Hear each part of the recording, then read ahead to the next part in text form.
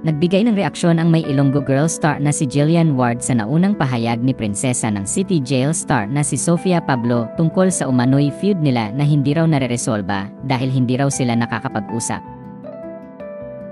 Matatanda ang nagbida noon ang dalawa sa Prima Donnas kasama ang aktres na si Althea Ablan.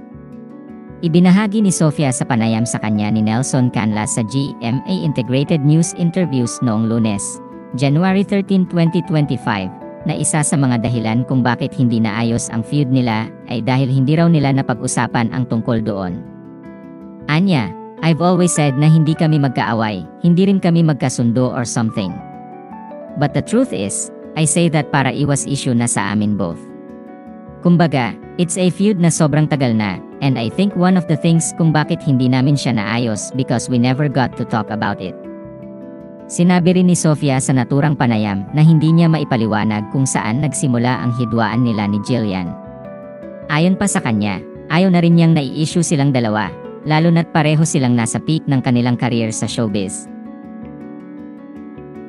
People should just stop making an issue po about it. Like kung hindi kami okay, I don't see any problem with it. Kumbaga, it's normal. You can't force friendship to reconcile out of nowhere, lalo kapag wala pa kayong reasons na, parang hindi man reasons, pero wala pa kayong ways na, parang nga tayo magkakayos. Walang gusto na, anong nangyari? Sa Chika Minute Report ni Nelson Canlas sa 24 oras nitong Miyerkules, January 15, 2025, ay sinabi ni Jillian na abala raw siya sa kanyang buhay at sa mga ginagawa niya kaya wala na raw siyang oras para sa hidwaan. Ayon pa sa kanya, nag-self-reflecting pa rin daw siya sa hiwalayan ng kanyang mga magulang. Anya, ako po kasi, again, I'm doing so much in my life, I don't have time to fight with anyone. So hindi ko po alam saan naaano yung narrative na yun or fighting. I'm doing different things and I'm self-reflecting still yung sa separation ng parents ko. Sinabi rin ni Jillian na nalilito raw siya sa kinahinatnan ng kung anuman ang meron sa pagitan nila ni Sofia. Pakiramdam ng aktres, ang kailangan ng mga tao ngayon ay mag-focus sa sarili at maging very honest sa sarili at sa lahat ng tao sa paligid.